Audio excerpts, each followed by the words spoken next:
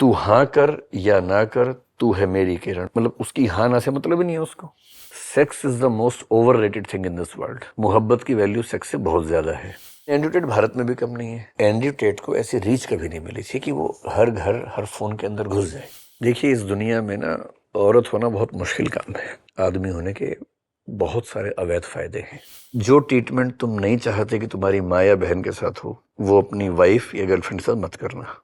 Masculinity का Hindi translation मर्दानगी ही होता है। टॉक्सिक मैस्कुलिनिटी अगर आप सर्च करेंगे तो आप पाएंगे कि टॉक्सिक उसको कहने की वजह ये है, that is not bad only for the women, that is also bad for the main.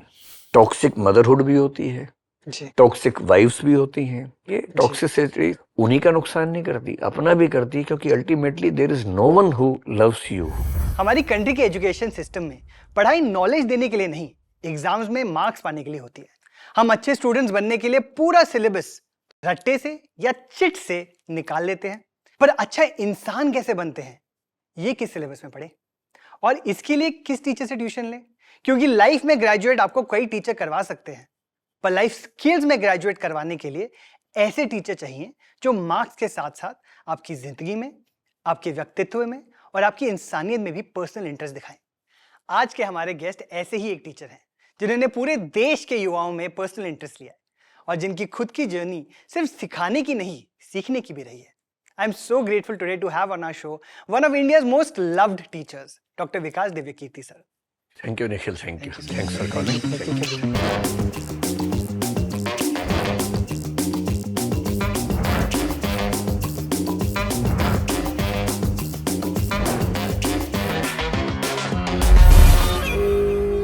So welcome to Be a Mania Season 2 presented by the Man Company. मैं इतना एक्साइटेड हूँ आपसे बात करने के लिए। आपको मैं लास्ट ईयर मिला था मिशिगन में, जब प्रोफेसर जॉयजीत ने हमको बुलाया था वहाँ पे, एंड तब से मैंने आपके इतने वीडियोस डिस्कवर किए हैं, आपकी इतना जीवन डिस्कवर किया है। 12th फेल में आपने अपना एक्टिंग डेब्यू भी किया था वो भी देखा, एंड तब से मेरा ये था कि अब मेरे को आपको अपने शो पे अगले सीजन में लाना है। So I am so grateful that this moment is finally. Thank you, आपने बुलाया, बहुत शुक्रिया। वहाँ तो हमारी मुलाकात बहुत ब्रीफ थी मिशिगन में, but I could see A shine in your eyes, और मुझे उम्मीद थी कि कभी ना कभी मिलना होगा। तो जितने आप एक्साइटेड है उतना मैं भी हूँ। मेरा दिखता नहीं है मैं थोड़ा बहुत काम टाइप का इंसान हो गया हूँ। Sir, wisdom is visible on your face, तो वो सबसे ज्यादा आई थिंक हमें चाहिए। मतलब मैं आपको कह भी रहा था कि इतनी it is very rare for me to come across authority figures जो इतने सुलझे हों, इतने रैशनल हों और इतने कंपैशनेट हों। आज मुझे आपके साथ मैस्कुलिनिटी पे बात करनी है, एंड देयर इज बहुत चीजें बात करनी है मुझे, बट सबसे पहले मैं हम लोग शुरू करते हैं एक सेक्शन से जिसका नाम है अनबॉक्सिंग बॉयहुड। तो एक यादों का बक्सा लाएंगे हम, और आप देखेंगे उसके अंदर से आपको जो लिखेगा आपकी लाइफ का, चाहे शुड नॉस्टैल्जिक मोमेंट दिख जाए, आप बताइए उसके बारे में। वहां से शुरू करेंगे। तो बहुत तैयारी की आपने इसका। बहुत सर, बहुत। आप प्लीज खोलिए। अच्छा, मैं खोलूं? जी आपके, दिस इज, वाह, ये तो बक्सा भी नॉस्टैल्जिक अपने आप में। हमने बचपन में ऐसे बक्से खूब देखे हैं। जी सर। ये जो फोटो है ये मेरे ख्याल से 3rd क्लास के आसपास की होगी, जब मैं स्कूल में था। और अगर मैं ठीक याद कर रहा हूँ तो इसके आसपास बहुत सारे लोग और भी थे।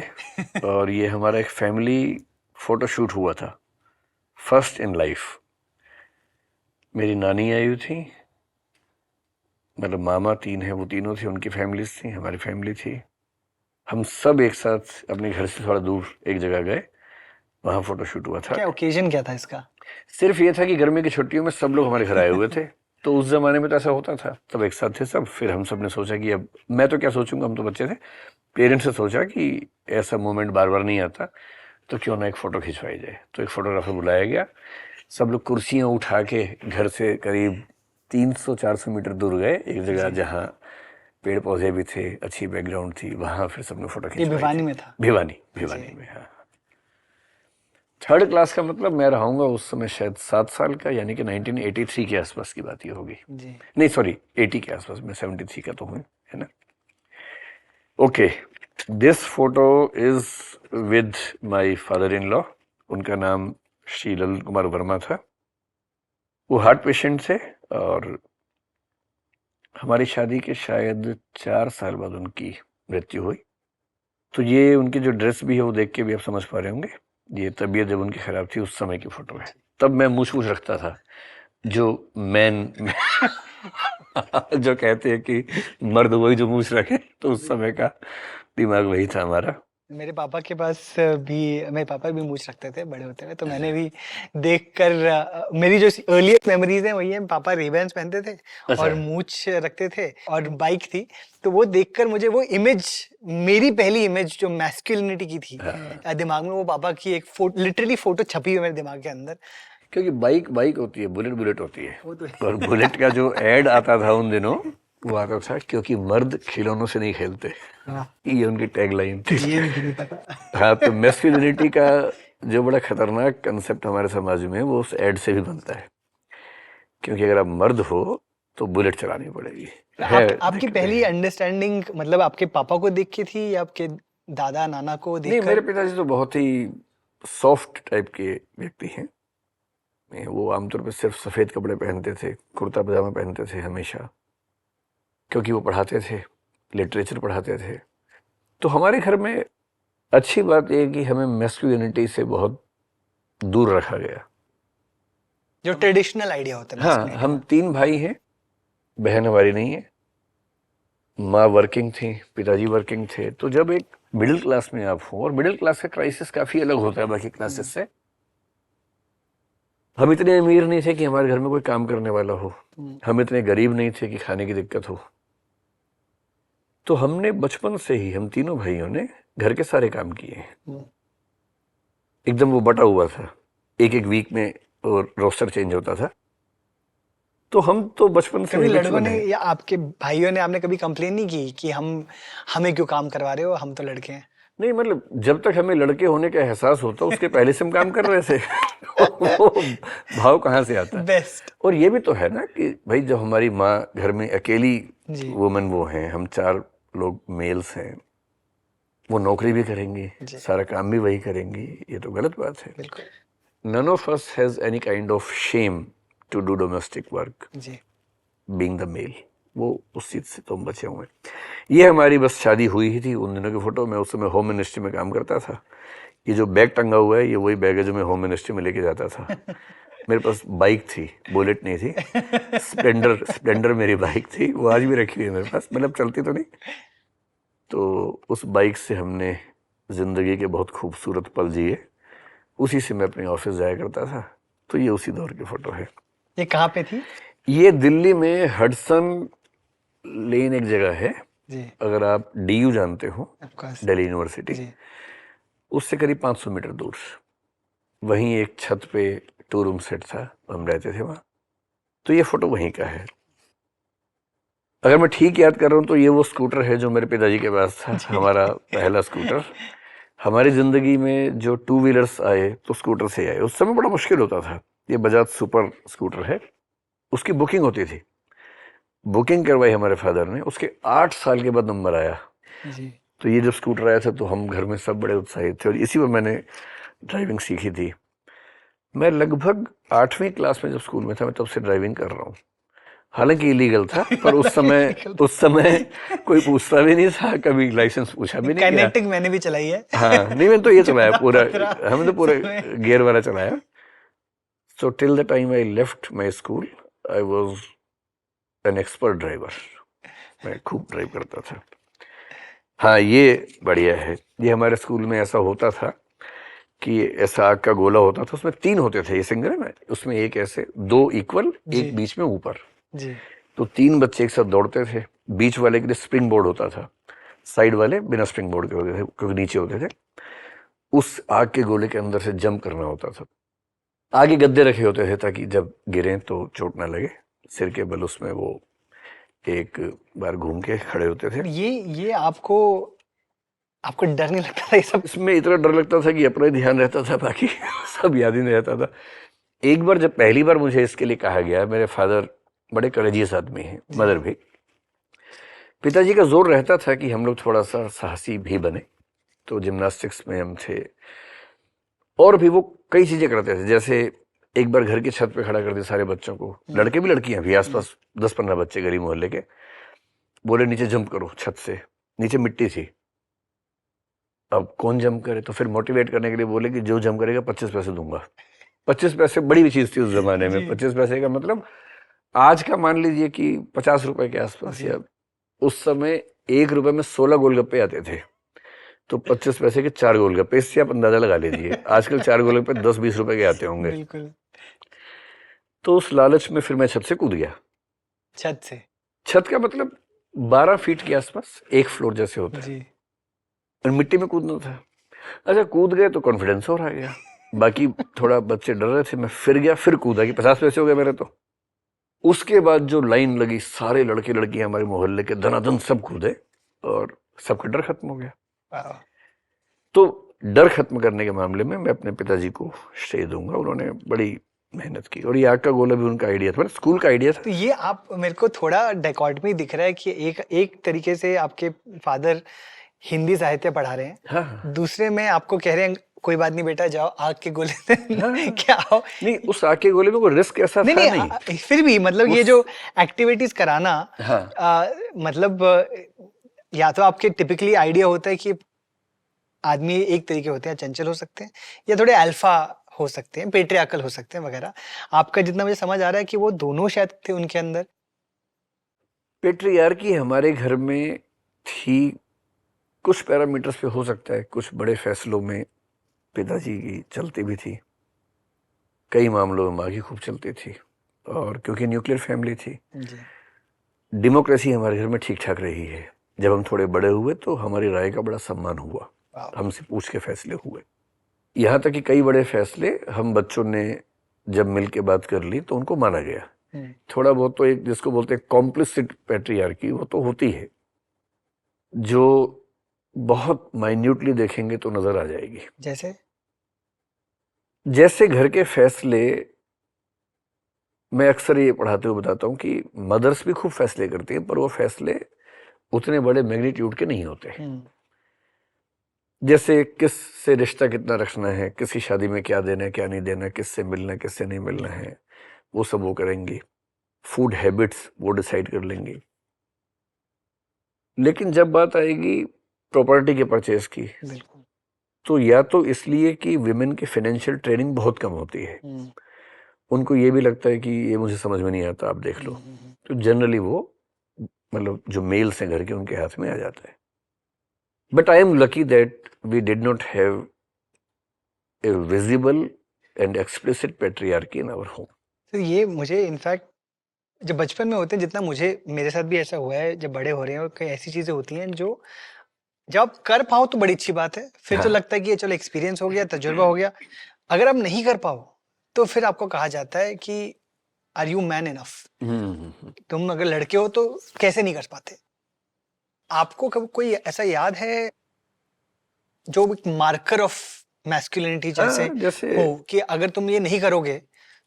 सिगरेट पीना, शराब पीना, ये सब मार्कर्स से मुझे जो घर से वैल्यू सिस्टम मिला था वो ये था कि मुझे ये सब काम नहीं करने हैं, एकदम क्लैरिटी थी इसमें। बाकी ऊटपटांग हरकतें तो मैंने खूब की, ये कभी नहीं की। तो जब मैं 9वीं-10वीं क्लास में था, मेरे क्लास के कुछ फ्रेंड्स स्मोकिंग करते थे, ड्रिंक भी करते थे, तो ऐसा कई बार इंसिस्ट किया हमारे दोस्तों ने कि मर्द हो तो सिगरेट पी के दिखाओ, मर्द हो तो दारू पी के दिखाओ। थोड़ा सा दबाव तो फील होता था, लेकिन मेरे पास एक लाइन ऑफ थॉट बड़ी क्लियर थी कि मैं दारू पीने के बाद मर्द नहीं होता हूँ, वैसे ही मर्द रहता हूँ। तुम मर्द बनते हो दारू पीने के बाद, हम वैसे ही मर्द हैं भाई, हमें दवाई की जरूरत ही नहीं मर्द बनने के लिए। तो मैं सिगरेट पी के क्यों मर्द साबित करूं, तो हम तो मर्द हैं। शानदार जवाब है। तो उसके बाद मुझे किसी ने कहा नहीं।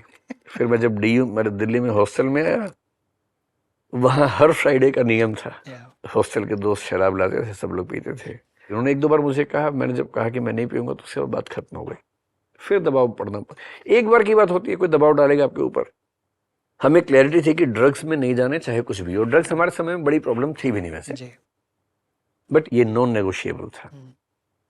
तो मेरे ख्याल से 40 की उम्र तक मैंने इनमें से, यहाँ तक कि चाय भी शायद मैंने 30 की उम्र तक नहीं पी थी, इसके बाद मैंने चाय पीनी शुरू की। 40 की उम्र तक मैंने इनमें से भी कुछ नहीं किया। उसके बाद 1-2 बार केवल इसलिए कि मरूं तो भगवान ये ना पूछे, कुछ भी नहीं किया, पैदा ही क्यों हुए थे। तो एक बार टेस्ट करने के लिए 1-2 बार किया, लेकिन मुझे कोई बहुत अपीलिंग लगा नहीं इनमें से कुछ भी।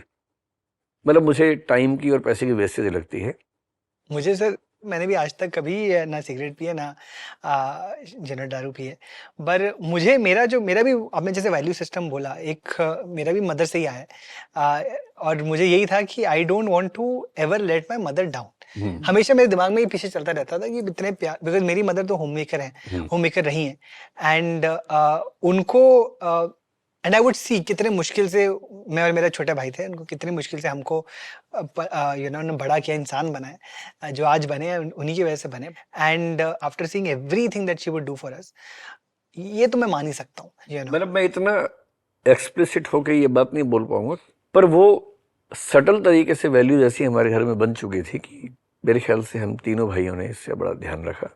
तो मैं उस पर बड़ी भूमिका आना चाहता हूँ।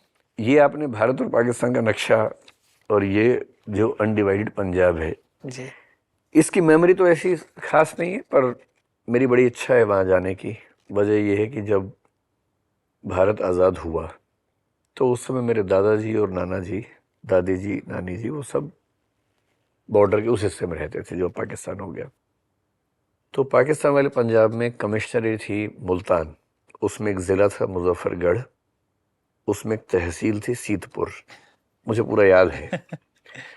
तो वहाँ मेरे सब पुरखे रहा करते थे। तो हम लोग खुशनसीब थे कि हमारी फैमिली में कोई ऐसी कैजुअलिटी शायद, मतलब मैंने सुना नहीं अपने पेरेंट्स से कभी।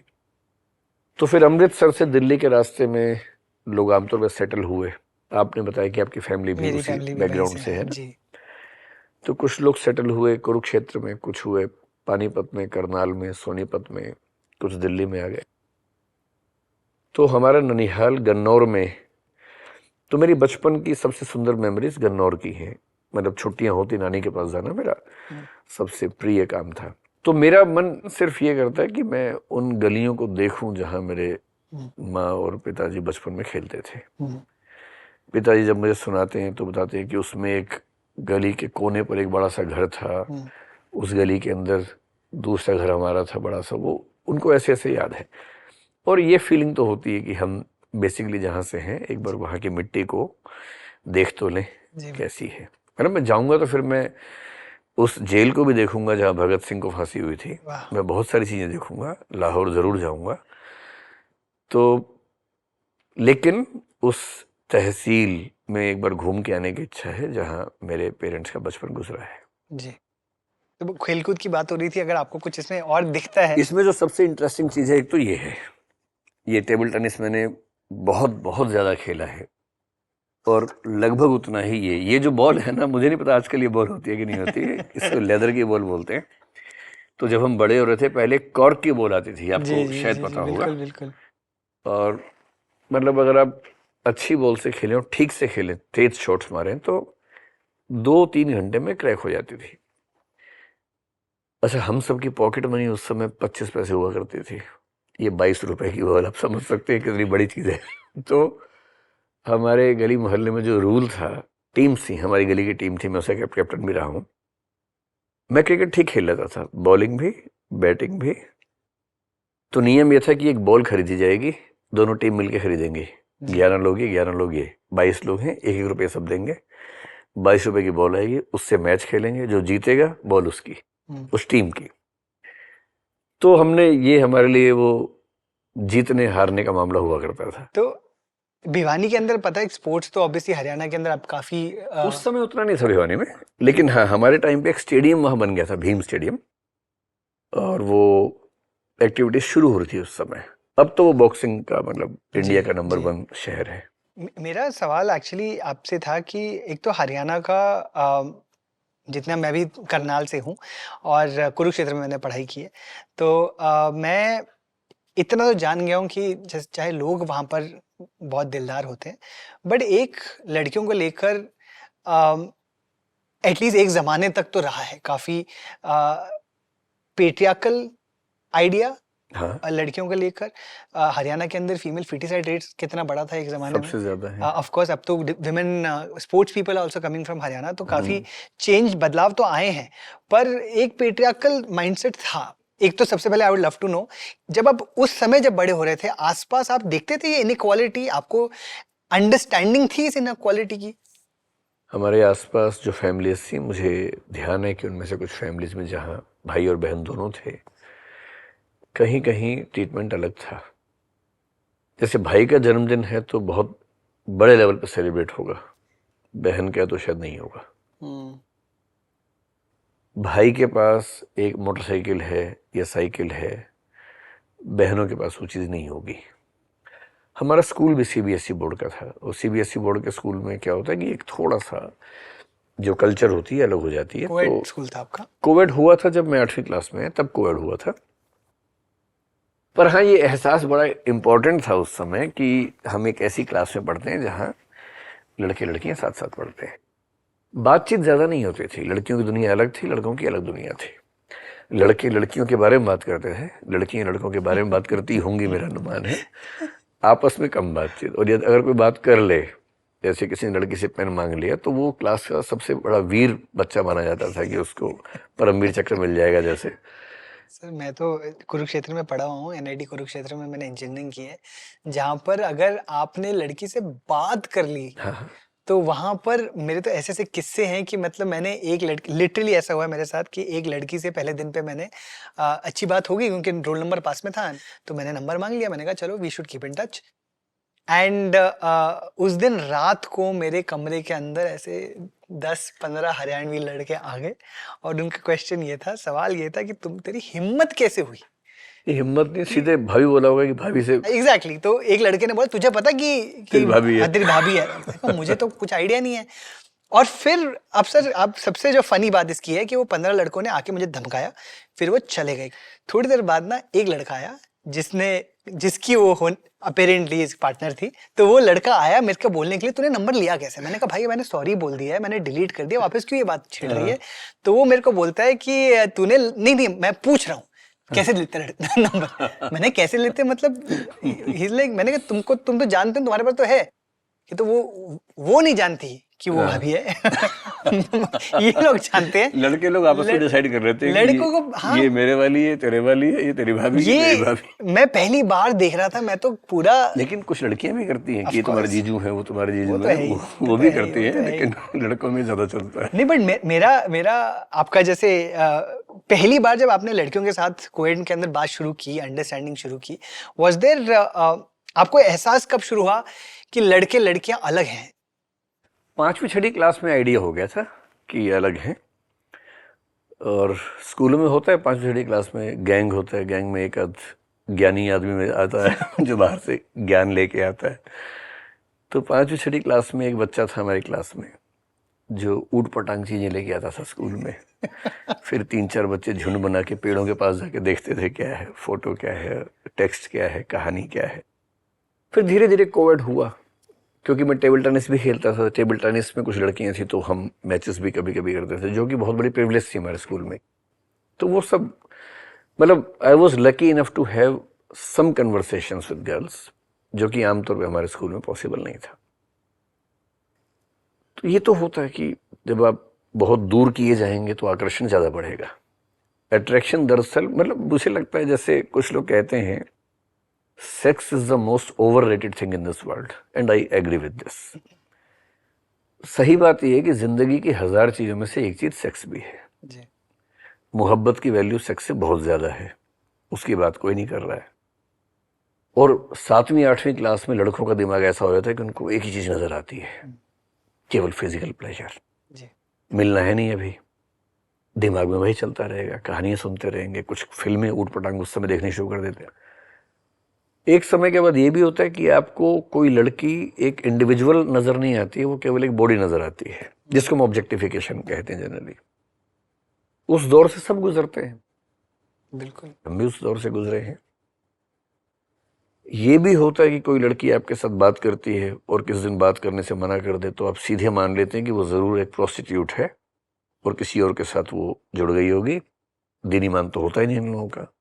ऐसी एक बेहूदगी मैंने भी अपनी जिंदगी में की थी। एक लड़की को, मैंने उसको नहीं बोला था, पर मुझे ऐसे थॉट्स, ठीक ऐसी थॉट्स एक बार आ गए थे जब उसने मेरे साथ खेलने से मना कर दिया टेबल टेनिस। रिजेक्शन एक्सेप्ट करना कायदे से, ये तो कोई ट्रेनिंग का पार्ट ही नहीं है। भाई कोई लड़की आपके साथ नहीं खेलना चाह रही तो उसमें क्या खास बात है। पर एक ऐसे माहौल में जहां हजारों लोग फ्रस्ट्रेशंस के शिकार हैं, बात हो ही नहीं रही है, आप उन गिने चुने लकी लोगों में कि आपकी बात हो पा रही है और उससे मना कर दिया बात करने से। जो मेरे आसपास के लठैत लोग हैं लड़के, जब वो मजाक बनाएंगे मेरा उसके बाद कि भाई मना कर दिया तेरे तुझे तो, जबकि उनसे बात आज तक नहीं हुई है, पर वो चिढ़ाएंगे। वो जो बुलिंग है ये अपने आप में एक बड़ी भारी चीज होती है, इतनी वैल्यू है उस नहीं। समय तो एक लोनलीनेस भी होती है लड़कों को, हाँ। स्पेशली अगर आपका सपोर्ट सिस्टम ना हो। आपका कोई था आप जिससे आप बात कर पाते थे इसके बारे में? ऐसा तो कोई नहीं था, आग की भट्टी जैसा माहौल रहता था उस समय कि आप टेस्टोस्टेरोन का लेवल बढ़ता जा रहा है, आपकी फिजिकल नीड्स हैं, आपको अट्रैक्शन हो रहा है किसी के लेकर, आप किसी से कह भी नहीं सकते हैं। बात कर ली तो मजाक बनेगा, नहीं की तो एक झुंड में आप हैं, वो झुंड में सब शिकारी चल रहे हैं दरअसल। वो किसी लड़की को देख रहे हैं तो उसके बारे में ऐसी ऐसी बातें कर रहे हैं जो वो सुन ले तो बेचारी मतलब परेशानी हो जाए। जब आप उनको इतना दूर रखेंगे नेचर से तो फिर तो ऐसी बातें होंगी ही।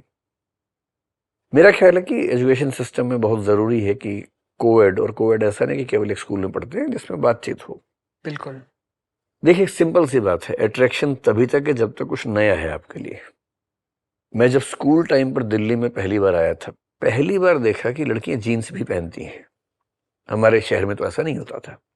पर जब 10 दिन आप कॉलेज में रह लिए और आप देखने के आसपास 50 लड़कियां सब जीन्स पहनती हैं, 10 दिन के बाद आपको कुछ अजीब सा नहीं लगता उसमें। और मेरा ख्याल है कि ओपननेस अगर हो समाज में, इंटरेक्शंस हो, बातचीत सहज हो, और हमारी नई जनरेशन इस मामले में बेहतर है। मैं आपसे इसलिए पूछ रहा हूँ कि आपके जितना भी मैंने अगेन देखा है कि एक ज़माने में कॉलेज जाकर आपने सोशियोलॉजी पढ़ी, आपने जेंडर स्टडीज़ पढ़ी, तब जाके शायद आपकी थिंकिंग भी शायद इसमें एक्सपैंड हुई। बट उससे पहले वाज देयर अ पीरियड जहाँ पर आप भी मतलब आपने अपने रिजेक्शन को कैसे डील किया इन अ हेल्दी वे, जब आपको उस समय शायद अंडरस्टैंडिंग नहीं थी, ये नॉर्मलाइजेशन नहीं था? या मतलब फॉर्मली मैंने जिंदगी में एक ही बार प्रपोजल दिया, वो रिजेक्ट हुआ नहीं, so I don't have a history of rejection. चल तो जब मैं कॉलेज में रहा, कॉलेज में मैं I was a popular student, तो लोग मुझे जानते थे। जैसे कॉलेज में अगर 2000 बच्चे पढ़ रहे हैं तो 2 के 2000 या कम से कम 1800 लोग जानते थे पर्सनली, क्योंकि मैं पॉलिटिक्स में भी काफ़ी एक्टिव था। तो वहाँ हमारा गैंग बना हुआ था, उसमें लड़कियां भी थी लड़के भी थे, तो हम काफ़ी कंफर्टेबल थे। रोज़ रेस्टोरेंट में जाके बैठना, कुछ खाना पीना, डिबेट्स में जाना, वहाँ मैं काफ़ी कंफर्टेबल हो गया था। लेकिन हाँ, कॉलेज के टाइम तक भी कहीं कहीं वो जिसको मिसोजिनी कहते हैं वो खत्म तो नहीं हुई थी, मैं ये कहूँगा, दिमाग में कहीं ना कहीं रहता था। फिर जब मैंने यूपीएससी की तैयारी करनी शुरू की पहली बार, तो सोशियोलॉजी सब्जेक्ट रखा। उस सब्जेक्ट ने मतलब यूपीएससी की प्रिपरेशन मेरे लिए टर्निंग पॉइंट था। मैंने उसमें 3 सब्जेक्ट्स डिटेल में पढ़े, सोशियोलॉजी, फिलोसफी और लिटरेचर। बाद में शौक लग गया तो कुछ और भी विषय पढ़े, एंथ्रोपोलॉजी पढ़ा, पॉलिटिकल साइंस पढ़ा, लॉ पढ़ा, साइकोलॉजी पढ़ा, और हर सब्जेक्ट पढ़ के आपका दिमाग खुलने लगता है। सोशियोलॉजी में सेक्स और जेंडर पे डिबेट्स बहुत डिटेल में होती हैं। आपने वो किताब रखी हुई है जो मेरी पहली किताब थी और मेरी सबसे प्रिय किताब। पर दरअसल ये किताब लाल रंग की हुआ करती थी उस समय, ब्लू तो अब आई है। ये किताब ऐसी है कि मतलब अगर मुझे एक किताब चुननी हो जिसने मेरे थिंकिंग प्रोसेस को चेंज किया तो वो ये किताब है। ऐसा क्या था इसके अंदर जो आपको? इसको आप पढ़िए, इसमें एक चैप्टर का नाम है सेक्स एंड जेंडर, इस नाम से ही है। उस चैप्टर को ठीक से पढ़ने के बाद आपको अपने आप समझ में आता है कि मैस्कुलिनिटी और ये सब जो बातें हैं बहुत बकवास बातें हैं, मीनिंगलेस बातें हैं। दुनिया भर की ट्राइब्स की स्टडीज हैं जो बहुत कुछ साबित करती हैं। So how much of our behaviour is natural and how much is cultural, ये कैसे डिसाइड होता है? प्रिमिटिव ट्राइब्स को देखें, ऐसी ट्राइब्स जो आज तक शहरों के टच में नहीं आई है, एकदम प्रिमिटिव है, उनके सिस्टम्स कैसे काम कर रहे हैं। एंथ्रोपोलॉजी बेस करती है अपनी स्टडीज को ट्राइब्स पे। भारत की बात करो, मध्य प्रदेश में जो ट्राइब्स हैं, एक बैगा ट्राइब है, गोंड ट्राइब है, उनकी कस्टम है, गोटुल नाम की कस्टम है। और गोटुल एक सोसाइटी भी है, कुछ दिन पहले उसके लोग मुझे मिलने आए थे। गोटुल क्या होता है पता है? उस ट्राइब के लड़के और लड़कियां आपस में वहां मिलते हैं, स्कूल जैसा एक कॉन्सेप्ट है उनका, तो टीचर नहीं होता, आपस में मिलते हैं, यंग यूथ, वो लड़के लड़कियां मिलके एक्सप्लोर करते हैं कि हम में से कौन आपस में शादी कर सकते हैं।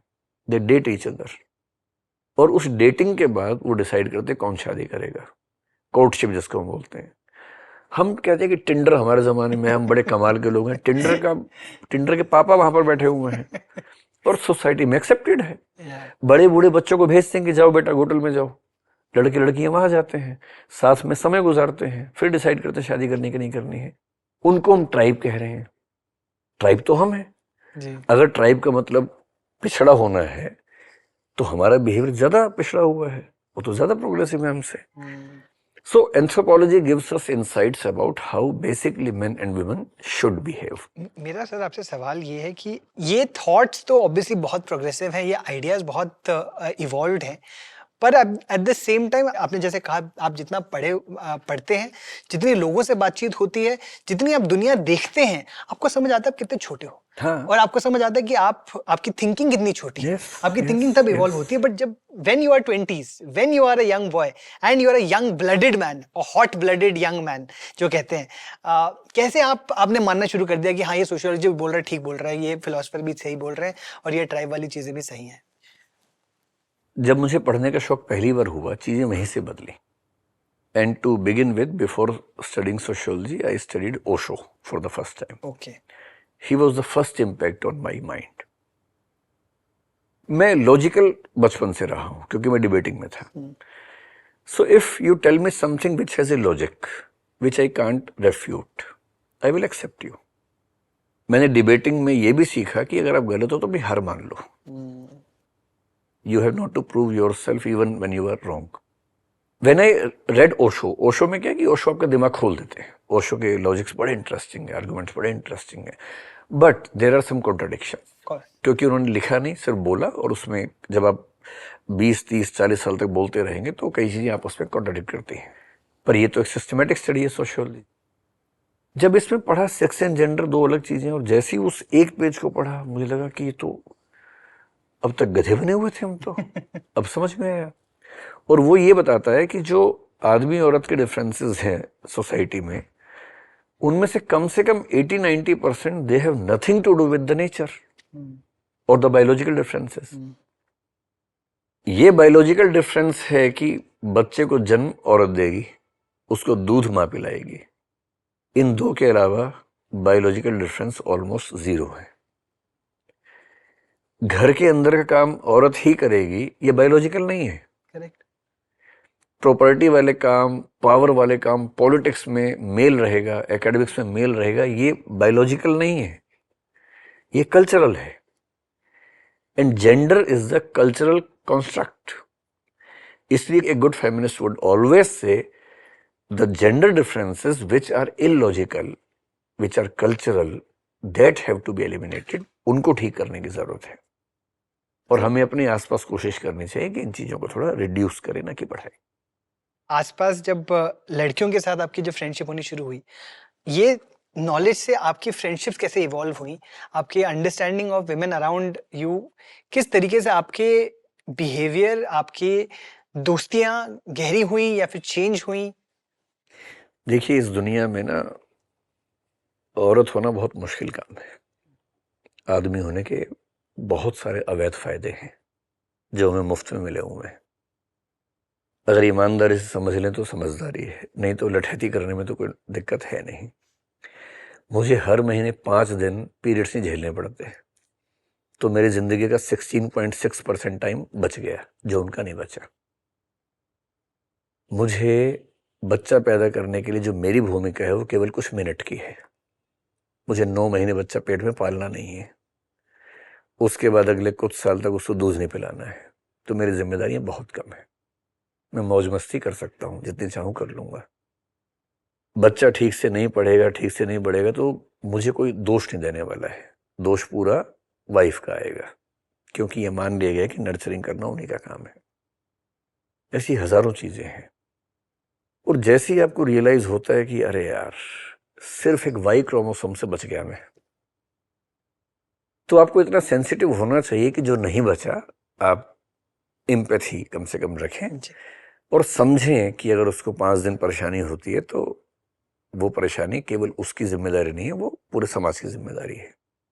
And I am very lucky to change my thoughts to maximum possible extent. तो मेरी जो फ्रेंड्स हैं कॉलेज के ज़माने की, अच्छी फ्रेंड्स हैं, हमारी बढ़िया बातें होती हैं, और हम लोग मतलब सेक्सिज्म हमारे बीच में कभी नहीं आता, स्टीरियोटाइपिंग जेंडर की नहीं आती है। हम लोग अभी बैठते हैं कॉलेज के दोस्त, खुल के बोलते हैं अपनी बात, और उस समय पता है कि कोई जजमेंटल वहाँ पर नहीं होने वाला है, खुल के अपनी बात करते हैं।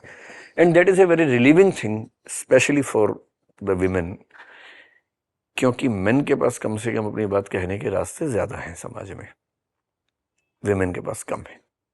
सो they have at least one safe space where they can speak their heart. तो ये हम इंश्योर करते हैं। आप तरुणा मैम को इस समय मिले थे? हम लोग मिले थे लगभग 1995 में, when I was 21 and half. Sociology के बाद? नहीं, लगभग सेम टाइम। हाँ, Okay. उसी समय पढ़ ही रहा था कॉलेज में, दिल्ली यूनिवर्सिटी में। मैं 1 साल सीनियर था, वो 1 साल जूनियर थी। डिबेटिंग में ही बेसिकली मिलना हुआ था। She had come to listen to some debates, I was the participant. फिर हमारी बातचीत होनी शुरू हुई, कुछ संयोग भी उसमें रहे मिलने में। फिर हम लोगों ने 97 में शादी कर ली थी, वेरी अर्ली। मैं उस समय 23 साढ़े 23 साल का था। आपको इतनी जल्दी कैसे यकीन हो गया था कि this is the woman for me? इतना तो हम सोचते भी नहीं थे उस समय। आजकल की जनरेशन बहुत सोचती है, क्योंकि इनके पास ऑप्शंस बहुत होते हैं। हमें तो कभी दिमाग में सब आता ही नहीं था। बात हुई, ठीक लगा तो हो गया, इतना क्या सोचना है। ओवर थिंकिंग भी तो प्रॉब्लम है अपने आप में। तो ठीक है, शादी कर ली। आपके आपके रोल अपने रिलेशनशिप में हमेशा से इक्वल थे, या फिर आपने भी कुछ सीखने की कोशिश की जब वो आपकी लाइफ में आई हैं? मतलब हमारे घर में मेरा ख्याल है कि उनकी ज़्यादा चलती है मुझसे ज़्यादा, पर ये तो सबका ख्याल होता है शायद। पर मैं काफ़ी हद तक ऑब्जेक्टिव हूँ, तो अगर उन्होंने कोई फैसला कर लिया तो जनरली वो सब मानते हैं। लेकिन हाँ, कुछ मामलों में फिर मेरी बात ज़्यादा सुनी जाती है। तो डिवीज़न ऑफ लेबर मेरे ख्याल से हमारा ऑलमोस्ट सिमेट्रिकल, ऑलमोस्ट इक्वल जैसा है, मतलब डोमेस्टिक स्पेस में हमें कह सकते हैं। एक मुझे काफी ये भी बहुत कूल चीज लगी कि एट दैट टाइम आपने दृष्टि आईएएस तरुण मैम के साथ फाउंड किया, which is not something that again अभी भी, मतलब फीमेल फाउंडर्स हमारी कंट्री के अंदर कितने कम है। ट्रेडिशनल अंडरस्टैंडिंग के जो मैं फाइट बैक कोशिश कर रहा हूँ, एक मेल इनसिक्योरिटी भी होती है ना, ये वर्किंग विद अ पार्टनर। आपको उन चीजों से कभी कोई स्ट्रेस नहीं था? आप you were very secure always. Ego को आपने कभी थॉटफुली ओवरकम किया है? मतलब ईगो तो आती है, इससे तो कोई नहीं बच सकता है। ईगो कभी कभी उनको भी आती होगी, कभी मुझे भी आती होगी। कई बार हमें लगता है कि हमारा सोचने का तरीका ही ऑथेंटिक है, ज़्यादा ठीक है। पर मैंने एक चीज़ सीखी है कि पर्सपेक्टिव्स दूसरों के सुन लेने से कई बार फैसले अच्छे होते हैं। सो although she is not much into the management right now in दृष्टि, but many times whenever the crisis comes, she becomes a troubleshooter in some sense. जैसे किसी बहुत अच्छे टीचर को दृष्टि में लाना है और किसी वजह से हम नहीं मैनेज कर पाए, so maybe she will talk and that person will come. ऐसा 2-3 बार हुआ है। सो फिर दूसरी बात है कि मैं ठीक ठाक एम्पैथी वाला इंसान हूं, पर उनमें मुझसे एम्पैथी बहुत ज्यादा है। हमारी कंपनी, मेरा ख्याल है कि एचआर प्रैक्टिसेस में one of the best companies है। Like we are one of few companies जहां मेंस्ट्रुअल लीव भी पेड मिलती है। यस, आई थिंक बहुत कम कंपनियां भारत में ऐसी है। आप भी करते हैं? जी। लेकिन मैं ये ईमानदारी से महसूस करता हूं कि जो लोग हमारे काम करते हैं, उनकी जितनी केयर वो करती है, मैं उतनी नहीं कर पाता हूं। फिर इसी तरह से जो जिंदगी में, मैं तो मनहूस टाइप का आदमी हूँ, बहुत ही अकेला रहना पसंद करता हूँ, बुक्स पढ़ता रहता हूँ। मतलब बहुत लाइवली उस तरह से नहीं हूँ कि मैं उछल कूद मचाता रहूँ। घर में अगर मैं अकेला हूँ तो घर और शमशान घाट एक जैसा हो जाता है, उस दिन कब्रिस्तान जैसा घर बन जाता है। उनके होने से यह है कि घर में लाइवलीनेस रहती है। वो है तो शोर शराबा, हल्ला गुल्ला, कुछ ना कुछ होता रहेगा। किसी को डांट ही पड़ती रहेगी, किसी से मोहब्बत होती रहेगी, कुछ म्यूजिक की आवाजें आती रहेंगी। मैं बड़ा थोड़ा शांत किस्म का आदमी हूँ. So she is very lively, very enthusiastic, very much energetic. तो ठीक है, और दोनों एक जैसे होने से फिर मजा भी क्या है लाइफ में, थोड़ा रहना भी चाहिए. सर एक अगर टिप अगर आप देना चाहेंगे, बिकॉज इस जमाने में सिचुएशनशिप का जो जमाना है उसके मैंने भी अंदर सुना है. आपका ये इतना लंबा रिलेशनशिप रहा है. पहली बात तो हम लोग इतने 30 मार का है नहीं कि हम कहें कि हमारा रिश्ता दुनिया में सबसे शानदार रिश्तों में से है. कि ठीक है, मतलब हम लोग जैसे एवरेज लोग होते हैं वैसे ही हैं, शायद थोड़े से बेहतर होंगे. मैं चाहता हूँ कि ग्लोरिफिकेशन ज्यादा ना हो, हम ठीक एवरेज कपल हैं, एक दूसरे को स्पेस देते हैं. ये हमारी ब्यूटी जो सबसे अच्छी बात मुझे लगती है, स्पेस हम एडिक्वेट स्पेस देते हैं. So she lives her own life, I live my own life, and we live together and we are comfortable with each other. तो उनको कुछ वेंचर करना है तो उनको मुझसे पूछना नहीं है, करेक्ट, बताना है कि मैं ऐसा सोच रही हूँ और मेरी सपोर्ट है ही. मुझे कुछ करना है, अगर मैं कल को ये भी कहूँ कि मैं सब छोड़ के पॉलिटिक्स में जाना चाहता हूँ, मुझे पता है कि एक सेकंड भी नहीं लगेगा वो बोलेंगे ठीक है चले जाओ. या फिल्म बनाना चाहता हूँ, एक सेकंड भी नहीं लगेगा बोलेंगे ठीक है चले जाओ. This kind of support and this kind of respect to each other for their decisions we have, we enjoy this space. लेकिन इसके बावजूद मुझे लगता है कि एक ही वर्क प्लेस पे एक साथ होने में टसल होने का बहुत स्कोप रहता है. पर अगर हाँ एक ही फैमिली में है और कंफर्टेबल है तो एक ही ऑफिस में लगातार साथ में बैठ के अलग अलग डिपार्टमेंट संभाल लेना वो एक अच्छा तरीका है. सर आपने एक जो बात की है अभी अबाउट, सर हम करते हैं युवा रोड शो, जहाँ पर युवा हम रोड शो, जी हम लोग इट्स कॉल्ड द युवा रोड शो ऑफ काइंडनेस. हम जाते हैं अच्छा. पूरे कंट्री में जाते हैं. मैं कुछ 150 कॉलेजेस जा चुका हूँ, कुछ 15-20 हज़ार बच्चों से मिल चुका हूँ, यंग लोगों से, स्टूडेंट से, all kinds of colleges, IITs, AIIMS, NITs, NIFTs, government institutions, Hindi medium, English medium, अब जो भी हो, कुछ 35 सिटीज़ में जा चुका हूँ मैं. और मैं हमारा एम ये रहता है कि हम नॉन जजमेंटल स्पेसेस क्रिएट करें जहाँ पर बच्चे एक्सप्रेस करें अपने आप को, क्योंकि उनको स्पेसेस नहीं मिलते. दो स्टेटिस्टिक्स जो आए हैं बहुत बढ़कर हमारे लिए, लड़कियों को जब आप सेफ स्पेस देते हो, अनफॉर्चुनेटली हमारी कंट्री के अंदर सबसे ज़्यादा लड़कियां जो बात करती हैं वो है हैरेसमेंट के ऊपर, कि एज हमें any young girl in today's in India today कहीं भी आप जाओ वो बात करेंगी कि उनको हमेशा याद दिलाया जाता है कि वो लड़कियां हैं. एट द सेम टाइम जो एक बहुत ब्यूटीफुल चीज देखता हूँ मैं हर जगह जाकर, वो कहते हैं कि एक बहुत हमारी प्यारी कम्युनिटी बन चुकी है, एक सिस्टरहुड है. लड़कियां हमको सपोर्ट करती हैं और हर जगह हमने देखा है सर, एक लड़की अगर बताएगी कि मेरी जिंदगी ये प्रॉब्लम है, उसके बाद हमेशा ये बोलेगी अरे उस लड़की की वजह से मैं आज ठीक हूँ. वो लड़की नहीं होती ना, वो मेरी दोस्त नहीं होती तो मैं शायद आज आगे नहीं बढ़ पाती जीवन में. अब आप लड़कों से ये बात करो ना, सरप्राइजिंग या अनसरप्राइजिंग इन मेनी वेज, सबसे ज्यादा बात वो क्या करते हैं लोनलीनेस के बारे में, कि हमारे पास कोई बात करने कोई नहीं है, किससे बात करें हम.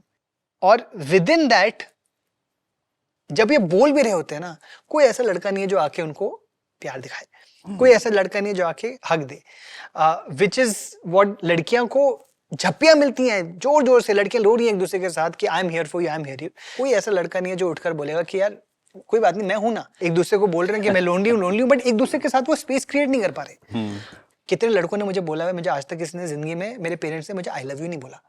Nobody has given me a hug in my entire life. You are the first person, sir, who has given me a hug. ये सारी बातें मुझे सुनने को मिलती हैं. उसके बाद then I see something like Andrew Tate happening.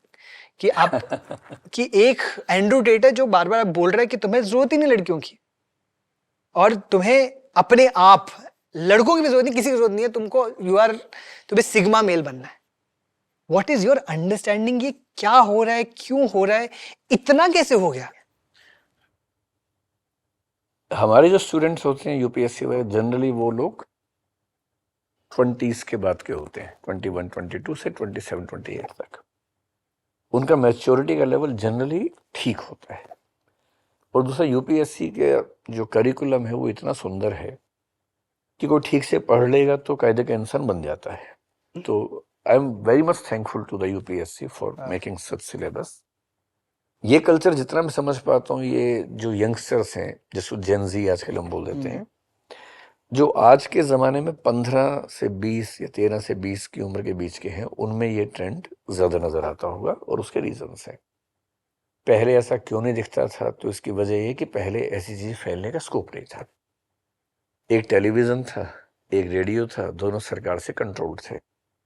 तो वही थॉट टेलीकास्ट होगी, रिले होगी, जो सरकार अप्रूव करेगी, और सरकार ऐसी बात क्यों अप्रूव करेगी? लेकिन जब से सोशल मीडिया आ गया, व्हाट्सएप आ गया, यूट्यूब है, इंस्टा है, इन सब के बिना नई जनरेशन के लिए लाइफ बहुत मुश्किल है। जितनी आसानी से किसी के थॉट्स आप तक आज पहुंच सकते हैं, पहले ऐसा कभी नहीं था। पहले बड़ा मुश्किल था।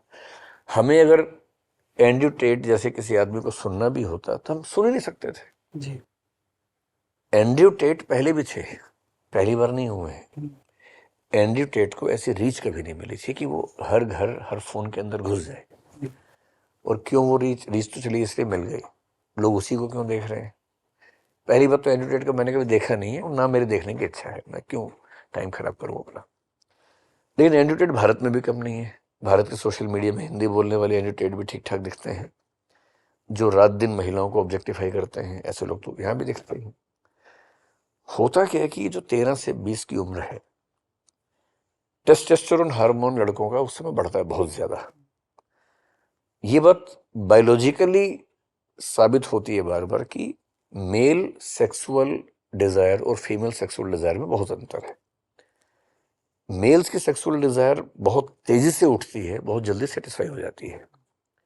फीमेल्स की सेक्सुअल डिजायर बहुत ग्रेजुअली ऊपर उठती है, और उसको शांत होने में ज्यादा समय भी लगता है। इसलिए आप देखेंगे सेक्सुअल रिलेशनशिप की शुरुआत करने में मेल्स का बिहेवियर हमेशा ज्यादा एग्रेसिव रहता है। ऑलमोस्ट एवरीवेयर आप देखेंगे वही प्रपोज कर रहे हैं, वही ट्राई कर रहे हैं डेटिंग करने के लिए, बाइक घुमा रहे हैं, ऊपर नीचे पहिया घुमा रहे हैं कि किसी तरह से साबित हो जाए कि मैं तुम्हारे लायक हूं। अब टेस्टोस्टेरोन बढ़ गया है, बेचैनी उनके अंदर है, उनको एक्सेस नहीं है फीमेल पार्टनर्स के लिए, ऐसे दोस्त उनके नहीं। वो जैसे माहौल में रहते हैं, बात करने से हिलना मच जाता है कि ऐसे पेन मांग लिया, अब बात भी नहीं कर सकते, दिमाग खराब हुआ पड़ा है। ऊपर से इंटरनेट है, पॉर्न सुबह से रात तक देख रहे हैं, इच्छाएं बढ़ती जा रही हैं, और पॉर्न देख के एक लेवल ऑफ एक्सपेक्टेशन ऐसा बन गया है जो रियल लाइफ में कभी नहीं आने वाला है। उनको बचपन से ये भी सिखा दिया कि ये बहुत गंदी चीज होती है, तो बात भी नहीं कर सकते। ऊपर से कंपटीशन है, करियर बनाना है। लड़के को तो बचपन से पता है कि पूरा परिवार मुझे ही पालना है, और पेरेंट्स के पूरे सपने उस पर टिके हुए हैं, और पेरेंट्स बार बार याद दिला रहे हैं कि बेटा मेरी रिटायरमेंट 10 साल में होने वाली है, तुम्हें ही कमाना है। इसलिए पढ़ाई में मैं खराब हो जाऊं, ये ऑप्शन लड़के के पास उतना नहीं है, उसको ज्यादा स्ट्रेस है। इसलिए 13 से लेके 18-19 साल का जो लड़का है, ये इस दुनिया की सबसे मुश्किल चीज है। ये बच्चे बड़े विद्रोह, हमारा बेटा उस उम्र में है, एकदम घोर विद्रोही होता है कई बार। ठीक है, हम समझ रहे हैं उसके मन में क्या चीजें चल रही हैं। एकदम अकेला है, किसी से बात नहीं कर सकता। तो ये मेल लोनलीनेस दुनिया के सबसे बड़े खतरों में है, और मेल लोनलीनेस के 2 फेजेस हैं। एक तो ये वाला है, इसमें वो बच्चे खुशनसीब है जिनका एक अच्छा गैंग है, वो बच्चे खुशनसीब है जिनके पास अपनी उम्र की एक बहन है और बहन से दोस्ती है जी। एक बहन होने से, उससे दोस्ती होने से आपकी बहुत सारी कुंठाएं इसलिए खत्म हो जाती हैं कि आपको आइडिया रहता है कि लड़की ऐसी होती है, आसपास है, उससे बात हो रही है, तो आपको पता है कि ऐसी होती है, बात भी आप कर पा रहे हैं। और दूसरा, मेल लोनलीनेस जनरली 40 के बाद जो आती है वो सबसे ज्यादा डेंजरस है। इसलिए आप देखेंगे हार्ट अटैक्स महिलाओं में कम होते हैं, पुरुषों में बहुत ज्यादा होते हैं। इसके बायोलॉजिकल फैक्टर्स भी होंगे, लेकिन इसका एक बड़ा फैक्टर लोनलीनेस भी है।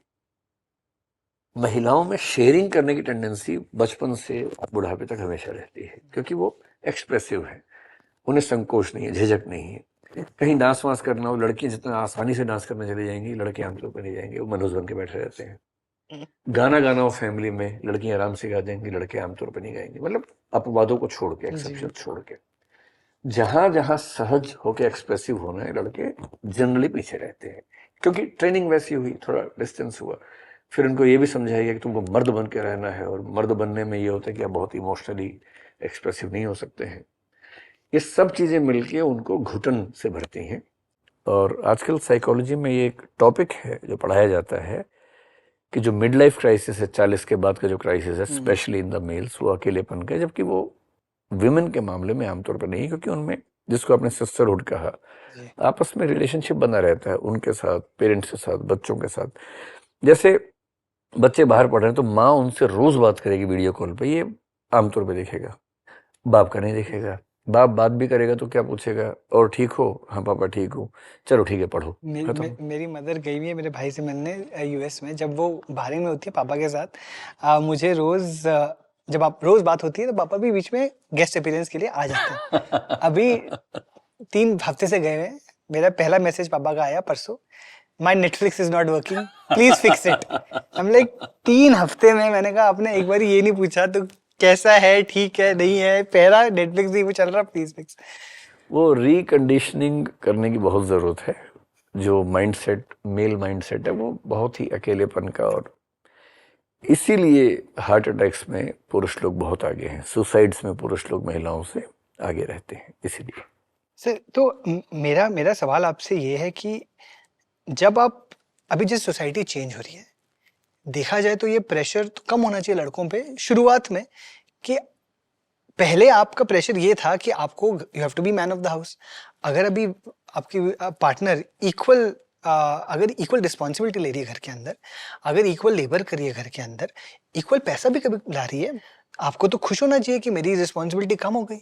And yet there is this anger about the woman कि अब मेरा रोल क्या रह गया।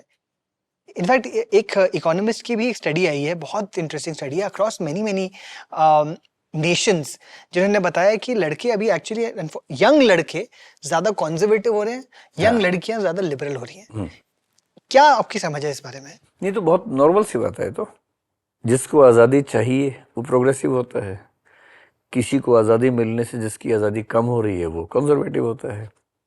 तो लड़कियां तो उस एंड पे हैं जहां कुछ भी आज़ादी मिलेगी तो फायदे में है, इसकी उनकी डिमांड है। तो लड़कियां क्यों, जो भी वीकर सेक्शन सोसाइटी का है, चाहे वो माइनॉरिटीज़ हों, चाहे वो अश्वेत जिनको हम बोलते हैं, वो चाहेंगे कि बराबरी और ज़्यादा मिले और जल्दी मिले। लेकिन जिनको ज़्यादा मिला हुआ है, जब उनके हाथ से निकलेगा, क्योंकि उनके हाथ से निकल के तो जाएगा, ऐसे कैसे जाएगा, तो उनको ये फील होगा कि हमें जितने राइट्स पहले थे उतने अब नहीं मिलते हैं। इसलिए पुरुषों का कंजर्वेटिव हो जाना कि नहीं, जो सिस्टम पहले था वही ठीक था, औरतें घर के अंदर रहनी चाहिए, उनके पास फ़ोन नहीं होना चाहिए। कई लोग ऐसा बोलेंगे, स्पेशली वो लोग जो ट्रेडिशनली मेल सोसाइटी के झंडाबरदार हैं, जो उनके संरक्षक हैं, पैट्रन्स हैं, वो ऐसा बोलेंगे। ये फीलिंग कई लड़कों में आजकल होती है कि लड़की हमसे आगे निकल गई, तो क्यों ना निकले आगे। और सारी लड़कियां सारे लड़कों से आगे निकल गई, ऐसा थोड़ा ना है भाई। जब तक एस्क्राइब्ड स्टेटस का मतलब हुआ कि जब तक आप जन्म से तय कर रहे हैं कि लड़की पढ़ने नहीं जाएगी, लड़का पढ़ने जाएगा, तो लड़के आगे निकल रहे थे। इसको जनरलाइज करना कि लड़की हमसे आगे निकल गई, हमें छोड़ दिया, ये तो इंडिविजुअल मामला है।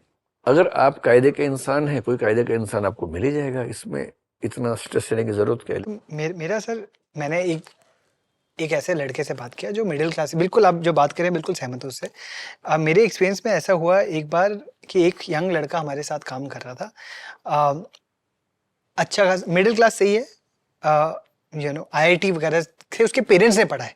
हमारे कुछ आइडेंटिटी पे एक शो, हमको एक कंटेंट पीस बनना था।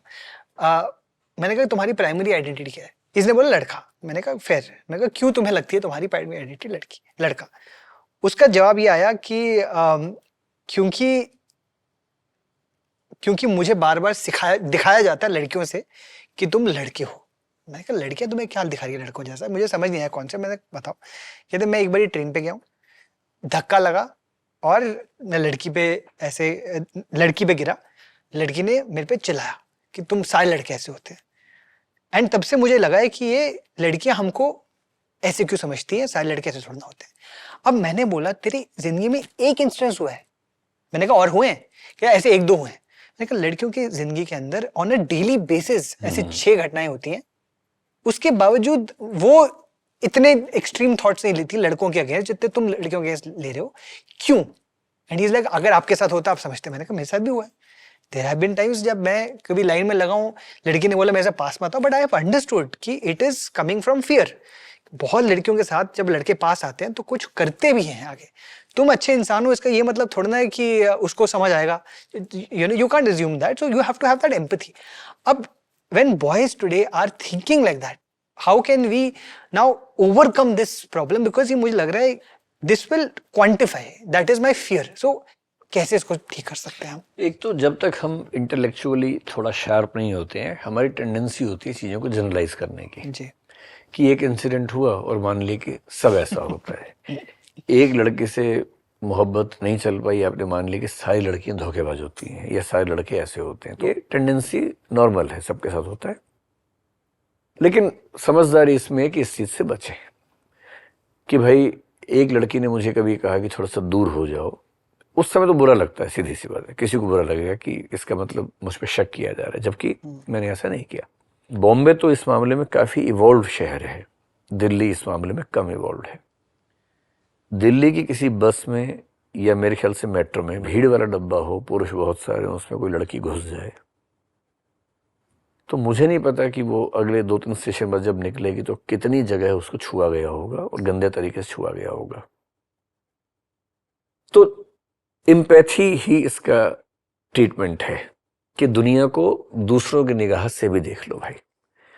एक लड़की ने आपको बोल दिया कि तुम थोड़ा दूर खड़े हो जाओ, आप ये नहीं समझ रहे कि कितनी बार झेलने के बाद उसने बात बोली होगी, कितना मजबूर होने के बाद कहा होगा, ये भी तो एक पक्ष है। और लड़के क्यों लड़कियों के दुश्मन बनते जा रहे हैं, मेरे ख्याल से वही जो सोशल मीडिया की एक्सेस है और जो आप नाम बता रहे हैं एंड्रयू टेट वगैरह ऐसे कुछ लोग, क्योंकि ये इम्प्रेशनेबल एज है, ऐसी कोई बात कोई भड़काएगा तो लोग भड़क ही जाते हैं। आपने कभी सुना कि नॉलेज के नाम पे दंगा हो गया हो, समझदारी के नाम पे हुआ हो? तो भड़काने के लिए इमोशनल पॉइंट्स होते हैं जी। रेस के नाम पे भड़काना, जाति के नाम पे, धर्म के नाम पे बहुत आसान है, सेक्स के नाम पे भड़काना बहुत आसान है। सॉल्यूशन एक ही है, जितना इस तरह का कंटेंट आ रहा है उसकी टक्कर का उससे ज्यादा, उससे बेहतर कंटेंट आए और रीच उसकी बढ़े और लोगों तक समझदारी की बातें पहुंचे, जो जैसे आप ये काम कर रहे हैं।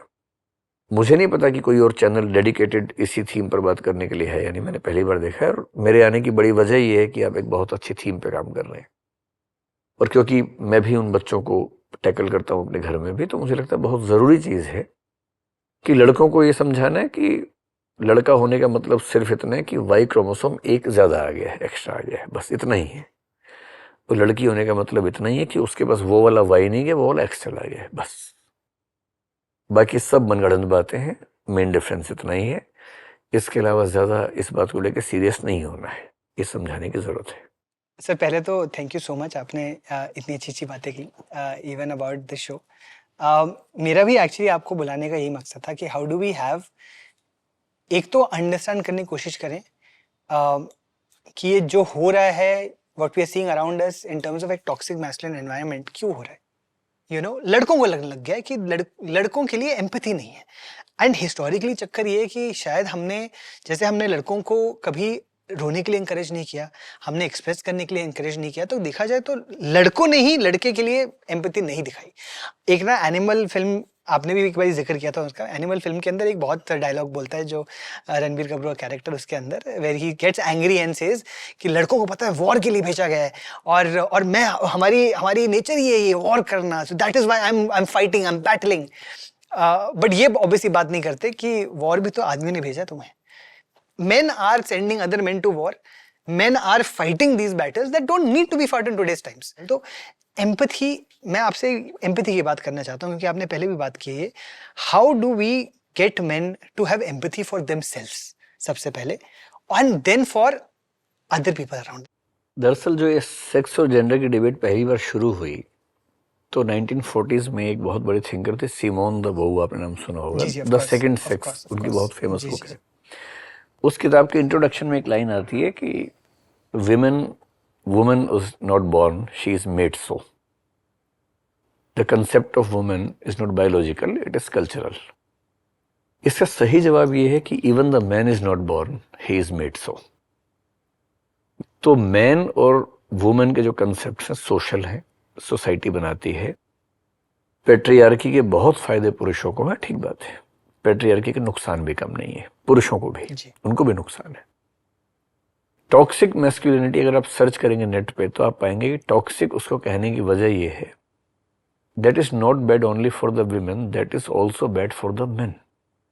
तो टॉक्सिक का मतलब ये है कि वो खुद को भी हार्म कर रहे हैं। लोग कैसे हार्म करते हैं?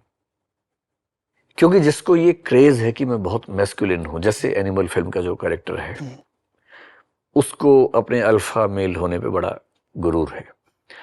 अल्फा मेल अच्छा, अल्फा मेल वाला कंसेप्ट ह्यूमन सोसाइटी पे अप्लाई नहीं होता है, ये एनिमल्स पे, वुल्फ्स पे अप्लाई होता है बेसिकली। तो जो जूलॉजिस्ट हैं वो इन कंसेप्ट को यूज करते हैं जंगली जानवरों के लिए। हम जंगल से बहुत आगे निकल चुके हैं, जो जंगल में रुके हुए हैं वो अल्फा मेल बनने के चक्कर में हैं। जो जंगल से आ गए हैं समाज में उनको अल्फा मेल बनने की जरूरत नहीं होनी चाहिए, क्योंकि वो कंसेप्ट ह्यूमन सोसाइटी का है ही नहीं। आदमी औरत में और नर और मादा में कुछ तो अंतर बचा के रखना पड़ेगा। तो ये जो मैस्कुलिन होने का कॉन्सेप्ट है, इसका नुकसान क्या होता है? जैसे मैं तो एक अच्छे परिवार में था तो मुझे बहुत सिखाया नहीं गया, लेकिन मान लीजिए अगर मैं ऐसा होता, मुझे क्या सिखाया जाता? रोना बिल्कुल नहीं है। हम उस माहौल में रहे कि रोना बुरी बात मानी जाती थी, तो रोना हमने छोड़ दिया था बहुत पहले। मैं शायद पिछले बहुत सालों से नहीं रोया, केवल एक दिन जब मेरी माँ की मृत्यु हुई तब मैं करीब 1 महीना बोल नहीं पाया। मतलब मैं जैसे बोलता था मुझे रोना आता था, तो मैं फिर बोल ही नहीं पा रहा था। करीब 1 महीना मुझे लगा, which was very shocking for me. मुझे लगता था कि मैं तो इमोशनलेस आदमी हूँ, क्या फर्क पड़ेगा, किसी भी चीज से क्या फर्क पड़ेगा, मैं बहुत न्यूट्रल हूं, मैं बड़े से बड़े सुख और दुख को बहुत इजीली मतलब पचा लेता हूं, तो मुझे बहुत फर्क पड़ता नहीं है। पर जब फर्क पड़ा तो मुझे बड़ा खुशी भी हुई कि चलो अंदर एक इंसान बचा हुआ है, भी मैस्कुलिनिटी इतनी हावी नहीं हो गई है। अब मैस्कुलिन है इसका मतलब क्या है? थोड़े लंबे चौड़े हैं, थोड़ा हाथ में मछलियां फुला लेंगे, ये सब कर लेंगे, दिखेंगे रौब वाले। आजकल मूछ दाढ़ी का कॉन्सेप्ट है, लंबी दाढ़ी रखनी है, वो भी कर लेंगे, थोड़े स्मार्ट दिखेंगे, ये सब तो हो गया। फिर आप महिलाओं से नफरत करने लगेंगे, या डिस्टेंस मेंटेन कर लेंगे, या उन्हें सिर्फ ऑब्जेक्ट की तरह ट्रीट करेंगे। उससे ये कहना कि मेरा जूता लिक करो, कितना इनह्यूमन है। क्या बचता है इसके बाद रिश्ते में? टॉक्सिक मैस्कुलिनिटी का सबसे बड़ा नुकसान उस आदमी के साथ क्या होता है कि दुनिया में एक भी व्यक्ति नहीं बचता जो उससे प्यार करे। उसकी पत्नी, उसकी माँ, उसकी बेटी उससे प्यार नहीं कर पाते, डरते हैं। और अगर आपसे लोग डरते हैं और आपको इसमें खुशी है तो ये गधापन है।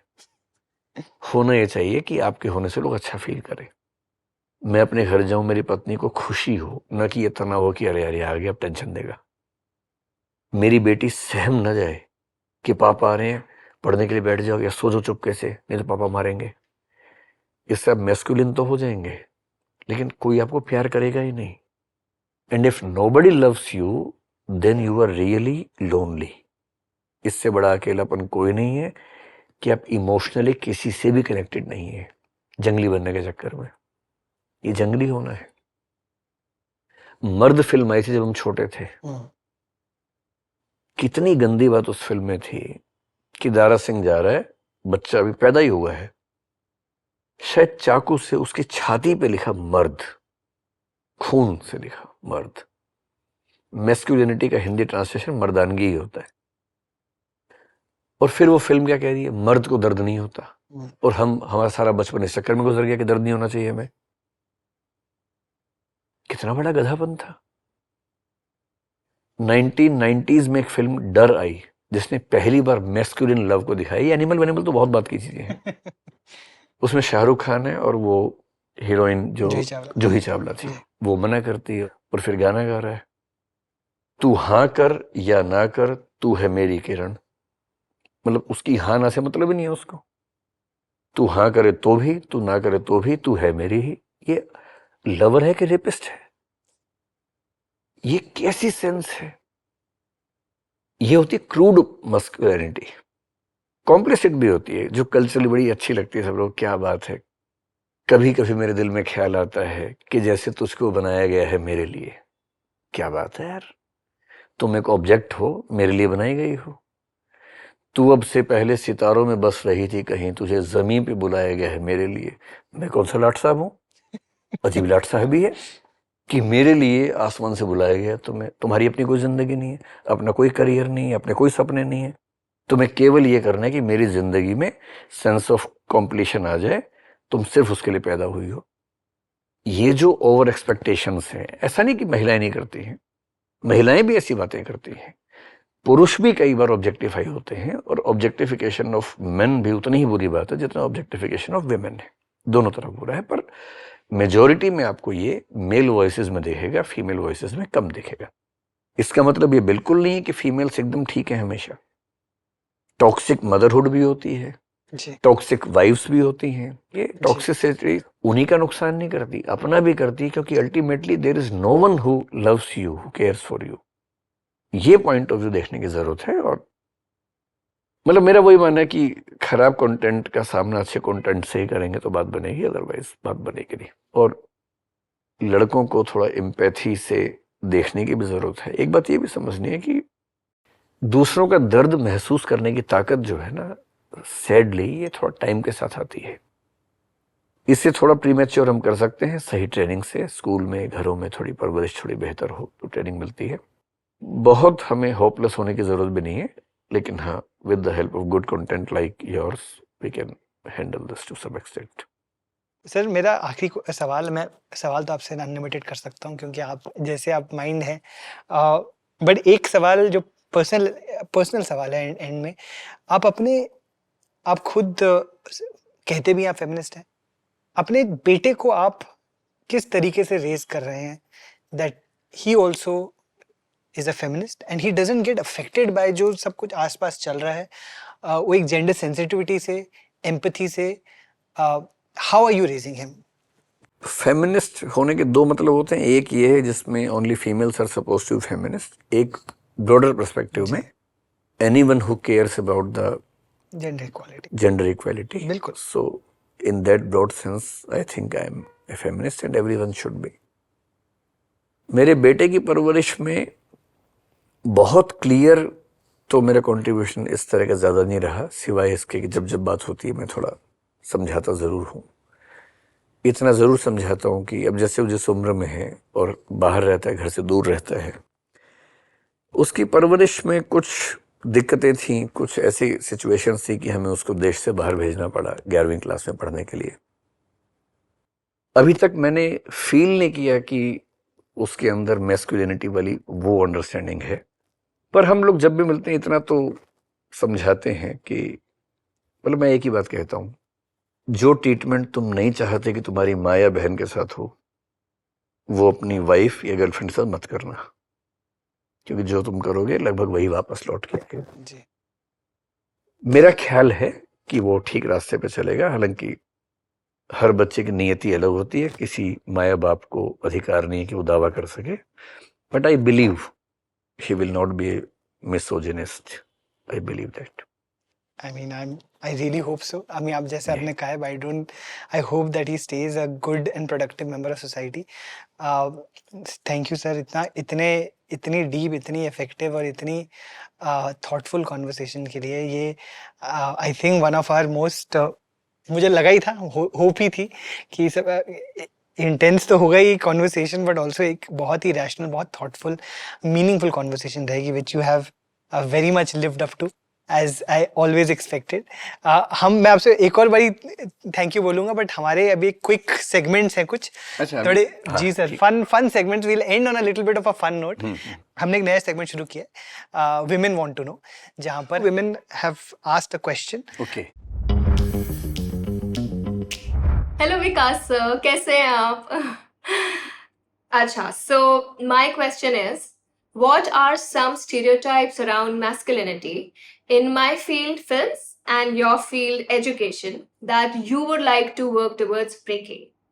And how can we as women sort of be more supportive of our fellow men in this context? देखिए, मैं दोनों बातों को सम अप करके बताऊं, मुझे कैसे आदमी पसंद है। जी। मुझे वो आदमी पसंद हैं जो लिबरल हों, थोड़े सॉफ्ट हों, स्पेस देते हों, इस बात का घमंड बिल्कुल ना रखें कि हम आदमी हैं, जिनकी प्रेजेंस में बाकी लोग कंफर्टेबल रह सके, दहशत में ना रहें, क्रिएटिव हों, एक्सप्रेसिव भी हो, थोड़ा म्यूजिक, थोड़ा हॉबी कुछ ना कुछ परस्यू करते हों, फिजिकली भी अपना भी ध्यान रखें, आसपास भी लोगों का ध्यान रख सके, सेंसिटिव हो सबके लिए, जेंडर के लिए भी, एनिमल्स के लिए भी, किसी के लिए भी सेंसिटिव हो। इन सारी चीजों को मिला के जो एक वर्ड मैंने शुरू में लिखा था वो सबलाइम होता है।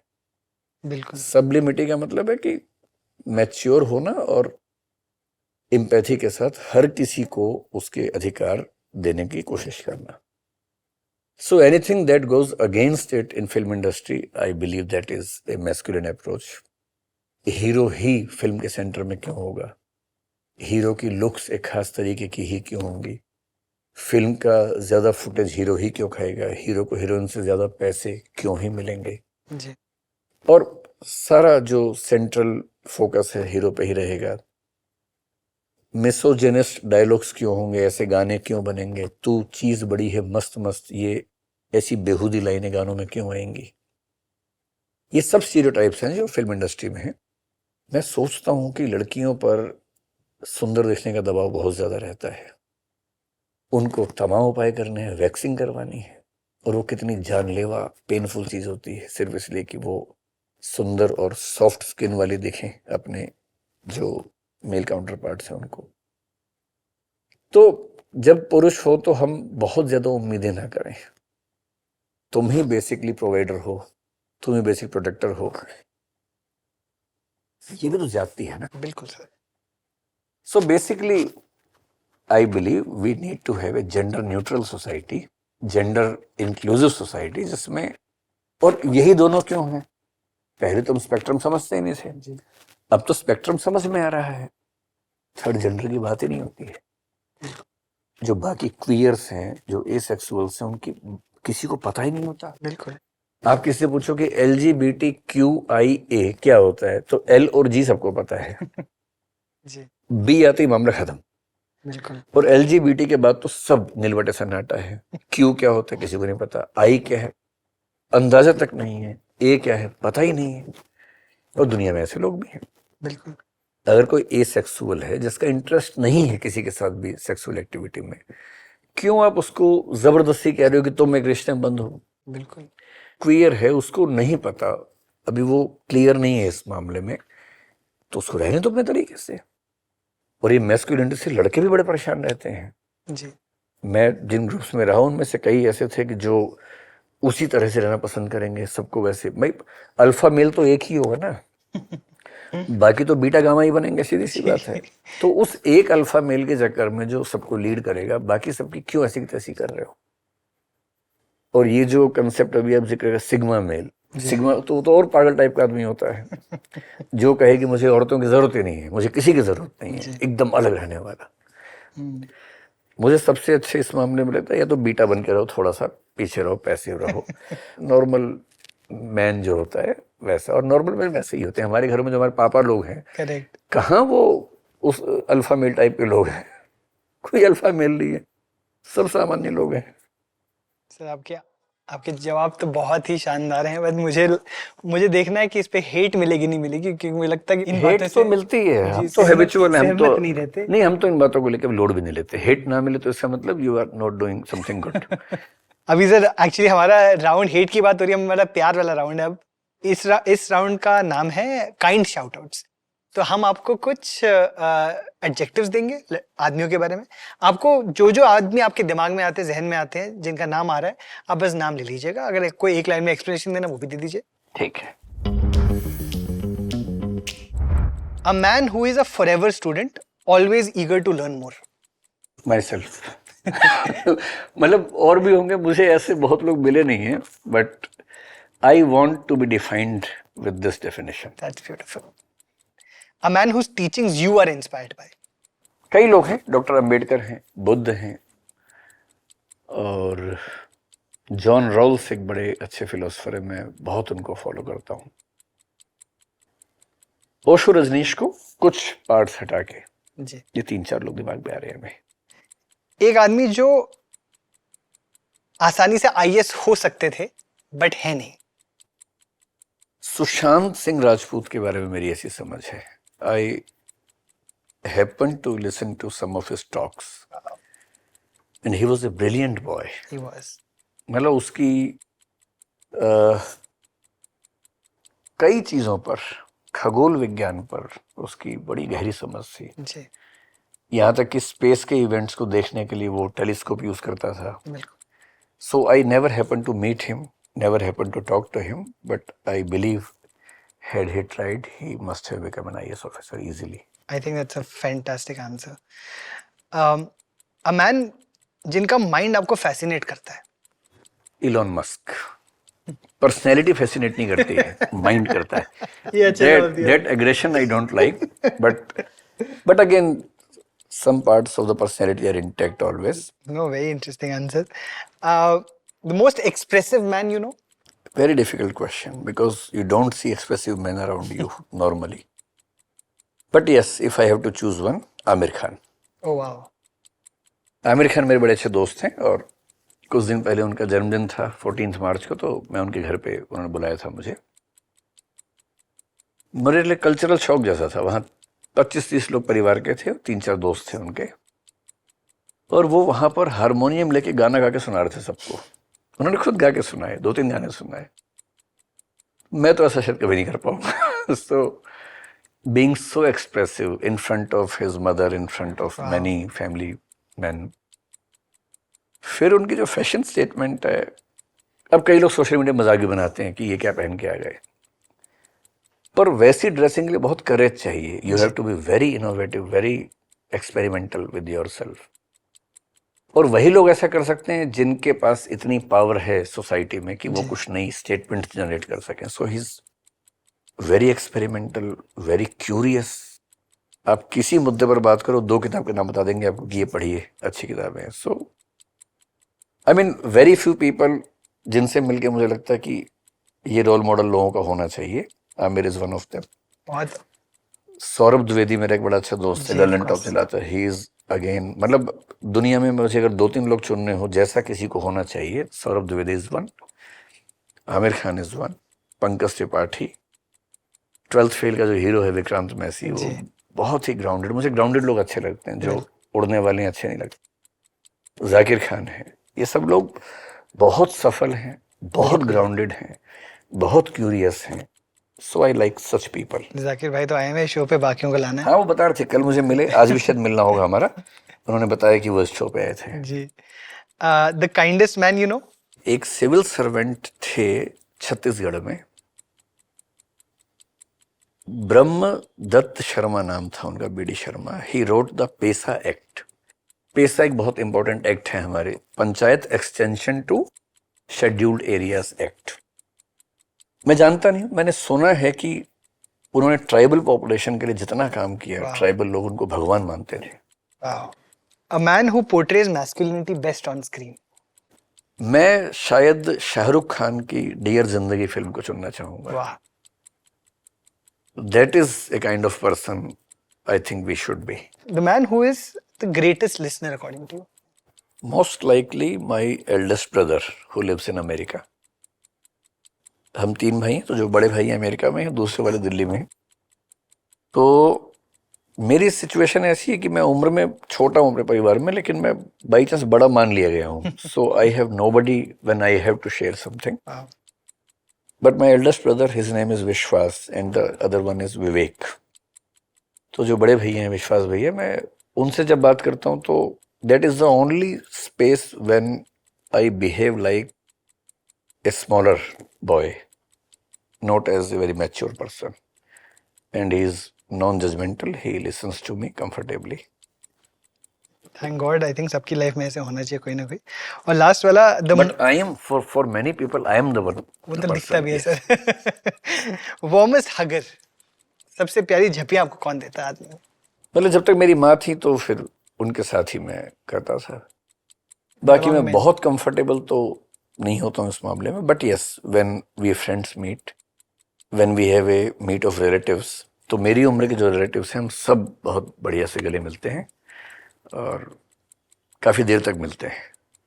सर हमारा फाइनल राउंड, जो मेरा फेवरेट राउंड भी है, it's called men complementing men. It's presented by the man company.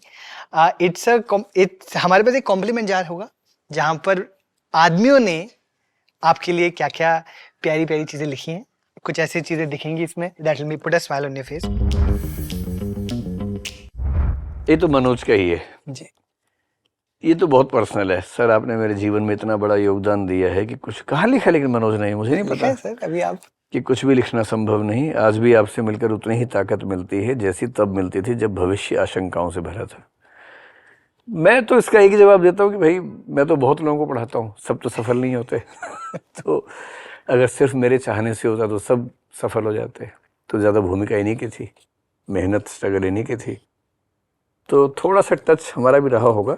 आपने कब पढ़ाया था इन्हें?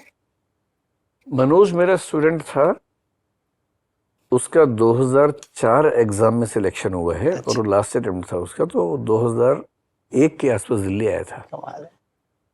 और हमने 1999 में ही दृष्टि को शुरू किया था, सो 2 साल बाद ही वो आया था और काफ़ी मिलना होता था। लखन नागर, विकास सर के बारे में जितना बोले उतना कम है। मैं 2 घंटे की फिल्म देखने से ज़्यादा इनकी क्लास देखना पसंद करता हूँ। Comedy plus concept plus life lessons plus बहुत सारा ज्ञान प्लस यूपीएससी की तैयारी, combination of all things is equal to Vikas sir की क्लास। क्या बोलूँ इस पर मैं। आपको कैसा लग रहा है सर, अच्छा लग बताइए? रहा है। अच्छा, तारीफ सुनना किसको खराब लगता है। अच्छा तो लग रहा है। ये हैं हरमीत रैंगरे। वाहे गुरु जी खुश रखें आपको। अरे वाह, क्या बात है। ये आपको बहुत मिलते हैं, आपके बहुत हमने देखे हैं, इतने लोग आपको, आपके लिए दुआ लिखते हैं, which I think is... मैं ज़्यादा कमेंट्स पढ़ने से बचता हूँ, क्योंकि कमेंट्स पढ़ने से क्या होता है कि तारीफ पढ़ के आदमी फूल जाता है, और थोड़े से खराब कमेंट्स आते हैं, सारा दिमाग वहीं जाता है, फिर वो सेल्फ क्रिटिसिज्म, सेल्फ रिजेक्शन वो सब होने लगता है, तो उससे बचना ही ठीक रहता है। पर आपने ढूंढ के निकाल ही दिए हैं। ये कोई राजेश कुमार हैं। Perhaps as far as I am able to think, no matter who forms the government, Shri Vikas Divyakirti sir should be made the education minister in 2024। मुझे पॉलिटिक्स में ऑफर वैसे आते हैं, ठीक ठाक ऑफर्स आते रहते हैं, पर मैं हाथ जोड़ के मना कर देता हूँ। एजुकेशन मिनिस्टर तो अच्छी, इन्होंने अच्छी आपके लिए थिंकिंग रखी। हाँ, थिंकिंग तो अच्छी वेरी है। गुड। तो बढ़िया है। बैठने का तरीका थोड़ा कैजुअल है। अब क्या करें, सोफा ही ऐसा है, इस पे सीधे कैसे बैठे भाई।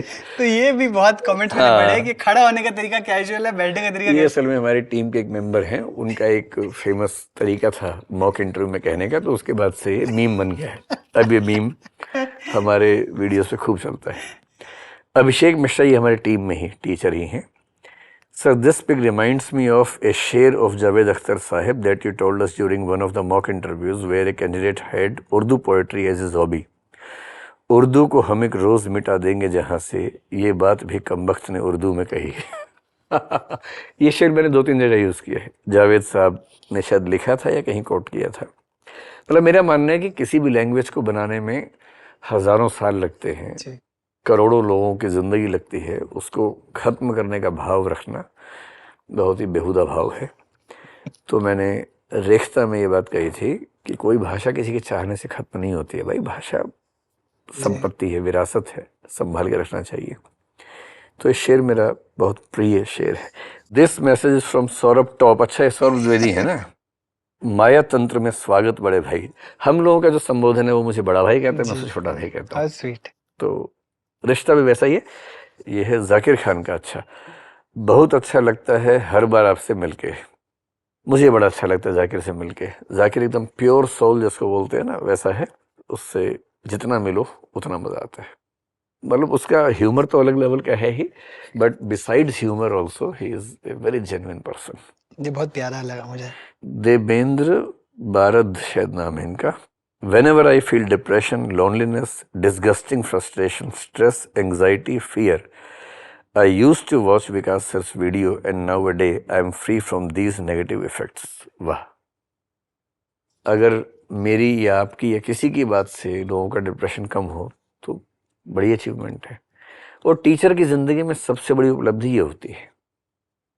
वो ठीक है, हमने पैसा भी कमा लिया, शोहरत भी कमा ली, वो सब अपनी जगह है, लेकिन सबसे जेन्युइन सेटिस्फेक्शन है जो किसी की आंख में दिखता है, इस भाव से कि आपने मेरी ज़िंदगी को बना लिया या बचा लिया।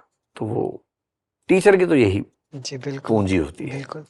और यही आपके पॉडकास्ट की भी होनी चाहिए, मतलब चैट शो की होनी चाहिए। यही मेरी राय में अच्छे फिल्म मेकर की भी होनी चाहिए। बिल्कुल sir. Thank you so On much. that in note- सबको आप मेरी ओर से थैंक यू बोलिएगा जिन्होंने बिल्कुल इतने सर। सुंदर कमेंट्स किए हैं। शुक्रिया sir, thank you so much. Thank you तो हमें बोलना चाहिए, आपने इतना समय निकाल कर आप दिल्ली से आए हैं ये करने के लिए। एंड मैंने वही आपको कहा था, लास्ट ईयर मैंने आपका वो लेक्चर मिशिगन यूनिवर्सिटी में सुना, और मैं जो इतना खुश हो गया देख कर कि कोई इतने सुलझे दिमाग के, इतने कंपैशनेट टीचर एजुकेटर हैं हमारी कंट्री के अंदर, जिनको मैं शायद जानता नहीं था उस समय।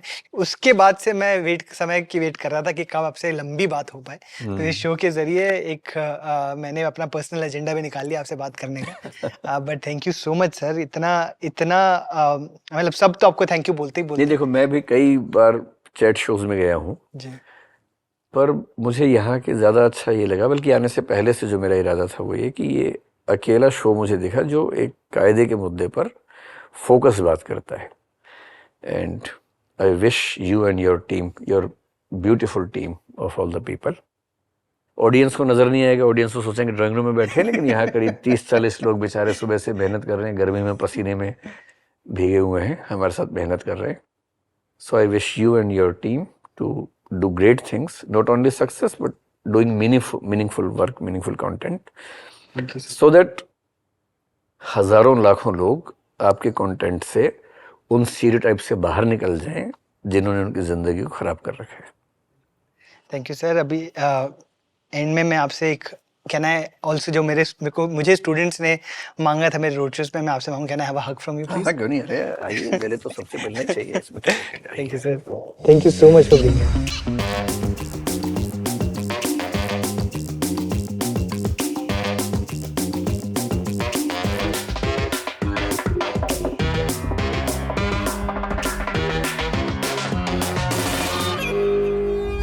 बी ए मैन यार। हाँ, लेकिन उससे पहले और उससे जरूरी है बी ए ह्यूमन यार, क्योंकि ह्यूमन में मैन पहले से शामिल है। If you like this conversation and if you like Vikas sir, please do like, share, subscribe to We Are Yuva on all platforms. Thank you for tuning into Be a Man Ya, presented by the Man Company. Listen to the extended and unfiltered conversations before any other platform, only on Amazon Music, included with your Amazon Prime membership. Delhi की किसी बस में या मेरे ख्याल से metro में भीड़ वाला डब्बा हो, पुरुष बहुत सारे, उसमें कोई लड़की घुस जाए, तो मुझे नहीं पता कि वो अगले 2-3 स्टेशन बाद जब निकलेगी तो कितनी जगह उसको छुआ गया होगा और गंदे तरीके से छुआ गया होगा। तो एम्पैथी ही इसका ट्रीटमेंट है कि दुनिया को दूसरों की निगाह से भी देख लो भाई। एक लड़की ने आपको बोल दिया कि तुम थोड़ा दूर खड़े हो जाओ, आप ये नहीं समझ रहे कि कितनी बार झेलने के बाद उसने बात बोली होगी, कितना मजबूर होने के बाद कहा होगा। मुझे लगता है सेक्सिस्ट मतलब जो बहुत सेक्स कर रहा है। तो मैंने उसको बोला अभी तू इतने सारे लड़के क्या लेके आ रहे, हिम्मत है तो अकेले आके लड़। उसने अकेले आके पीट दिया। तो I used to send message like Burj Khalifa and she used to reply like Dharavi slums, कैसे छोटे छोटे। एक तो मेरे को समझ नहीं आता क्यों बोलते कि लड़के गॉसिप नहीं करते, एक्सपीरियंस ज्यादा गॉसिप करते हैं। मुझे ऐसा बहुत फील होता था कि यार मैं अपने पापा से इतना अलग हूँ, तो मुझे ऐसे लगता था कि यार मैं डिसअपॉइंट कर रहा हूँ अपने पापा को। Till today you will never see me drinking. कि कल उठ के कोई घर पे कोई आके बोल के जाए कि बाप नहीं था ना इसलिए सिंगल मदर थे ना तो बिगड़ गया लड़का। मुझे बता, शास्त्रों में बता तू कहाँ लिखा है कि लड़का पिंक पहन नहीं सकता। और तूने ब्लू पहन के क्या उखाड़ा है, तू ये बता।